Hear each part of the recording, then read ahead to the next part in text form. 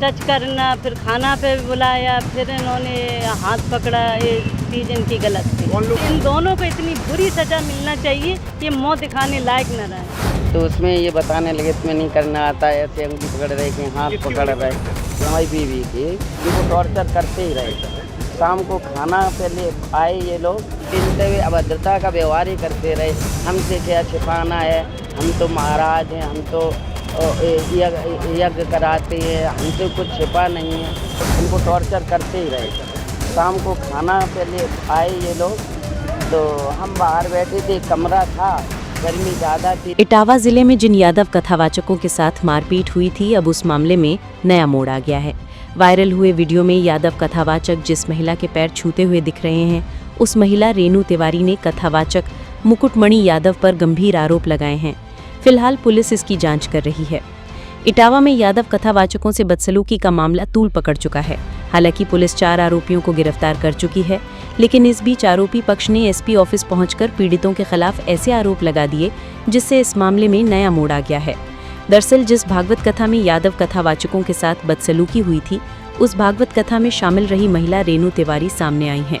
रेनू वही महिला हैं वायरल वीडियो में जिनके पैर कथावाचक छूते हुए दिख रहे हैं और माफी मांगते भी नजर आ रहे हैं। अब रेनू तिवारी ने कथावाचक मुकुटमणि यादव और संत सिंह यादव पर आरोप लगाते हुए कहा कि भागवत कथा के दौरान मुकुटमणि ने उनके साथ छेड़खानी की थी। इसकी शिकायत लेकर वो अपने पति के साथ एसपी से मिलने पहुंची। उन्होंने जांच और कार्रवाई की मांग की है। बकेवर थाना क्षेत्र के दांदरपुर गांव निवासी रेनू तिवारी के मुताबिक हमारे यहां भागवत कथा करने के लिए मुकुटमणि यादव, संत सिंह यादव और उनके साथी आए थे। प्रथम दिवस की कथा के बाद जब मैं उन्हें भोजन करवा रही थी, तब कथावाचक ने मेरी उंगली पकड़कर मेरे साथ बदतमीजी करने की कोशिश की। इस दौरान कथावाचक का सहयोगी भी साथ था। उसी वक्त मैंने अपने पति से इसकी शिकायत की थी।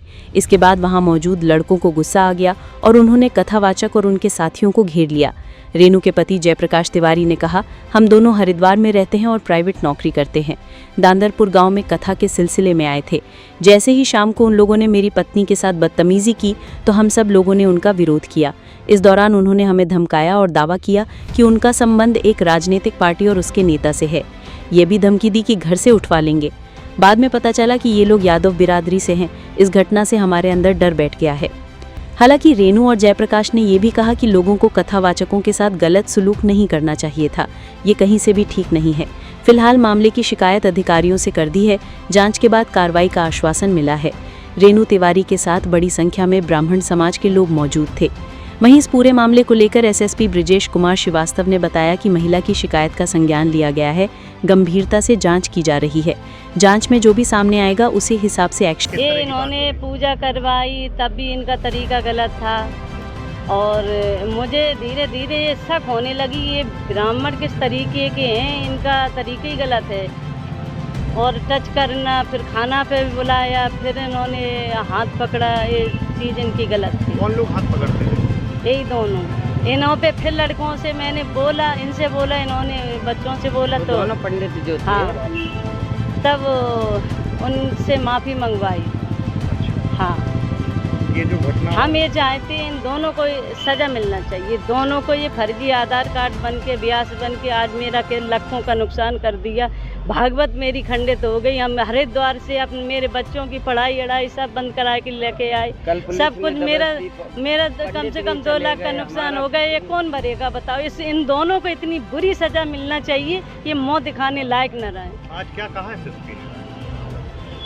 उन्होंने दिया है शासन।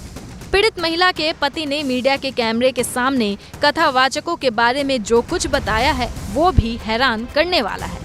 परीक्षित का तो यह तक कहना है कि उन दोनों ही कथावाचकों ने सपा सुप्रीमो अखिलेश यादव के अच्छे संबंध होने तक की धमकी दी थी।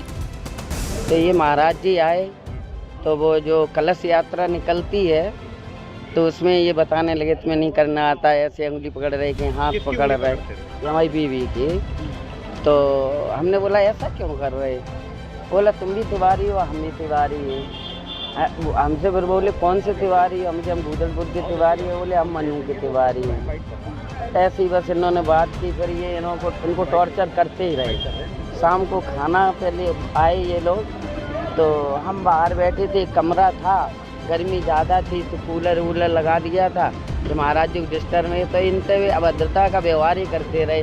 हमसे क्या छिपाना है, हम तो महाराज हैं, हम तो यज्ञ कराते हैं, हमसे कुछ छिपा नहीं है। ऐसे इनसे अभद्रता का इधर उधर छूना, इनने हमसे बाहर बोला जाके, अरे हमने महाराज जी ये क्या है आपका? बोले ऐसा कुछ नहीं, हम तो महाराज हैं, हम ये आपकी गलत बात है।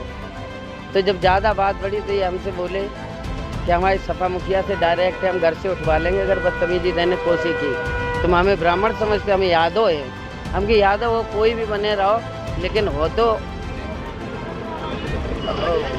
महाराज भागवत करने आए हो, तो जात से क्या लेना देना है? आप ऐसी धमकी हमें काहे दे रहे? हम तो बाहर रहते हैं, हरिद्वार में रहती है, कोई भी जात का हो, साधु की और यज्ञाचार्य, इनकी क्या जात होती है? कथावाचक कांड में 4 आरोपियों की गिरफ्तारी के बाद मंगलवार को अपनी फरियाद लेकर ब्राह्मण समाज का प्रतिनिधि मंडल एसपी से मिलने पहुंचा। तो अब पुलिस की तरफ से इन दोनों कथावाचकों के खिलाफ भी एक्शन लेने की तैयारी चल रही है। एसपी का कहना है कानून के मुताबिक कार्रवाई होगी। देखिए, कल सोशल मीडिया पर सुबह एक वीडियो वायरल हुआ जिसमें ग्रामीणों द्वारा 2 व्यक्तियों के साथ मारपीट और हत्या की जा रही थी और उनके बाल भी काटे गए थे। इस वीडियो का स्वतः संज्ञान मीडिया सेल ने हमारे लिया था और मौके पे अपर पुलिस अधीक्षक क्षेत्राधिकारी भरतना को भेजा गया था।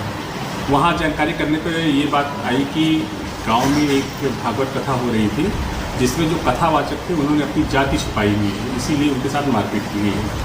तो वायरल वीडियो के आधार पर पीड़ित की पहचान हम लोगों ने किया, उनसे तहरीर प्राप्त कर सुसंगत धाराओं में अभियोग पंजीकृत कराया गया और त्वरित कार्रवाई करते हुए जो 4 आरोपी हैं, जिसमें एक मुख्य आरोपी है जो बाल काट रहा है, उसे भी गिरफ्तार कर लिया गया है। आज सभी 4 आरोपी जेल चले गए हैं। इससे संबंधित एक प्रतिनिधिमंडल आज मिला था हम लोगों से, उन्होंने ये बताया कि साहब उनके खिलाफ भी कार्रवाई होनी चाहिए जिन्होंने अपनी जाति को छुपा करके हमारे यहाँ आए हुए थे। पूरे प्रकरण को सुना गया है, इस पर पुलिस निष्पक्ष और त्वरित कार्रवाई किया है और इसमें जो भी विधिक कार्रवाई है वो हम आगे भी करेंगे और कड़ी कार्रवाई करेंगे। अब कौन सच बोल रहा है और कौन झूठ, ये पुलिस को तय करना है। उसी आधार पर उनके खिलाफ अपराध भी दर्ज होंगे। लेकिन जिन्होंने कानून अपने हाथों में लिया, जिन्होंने थाना पुलिस होते हुए खुद इंसाफ किया, जिन्होंने कथावाचकों को सरेआम शर्मसार किया, उनका गुनाह कहीं से भी कम नहीं होता।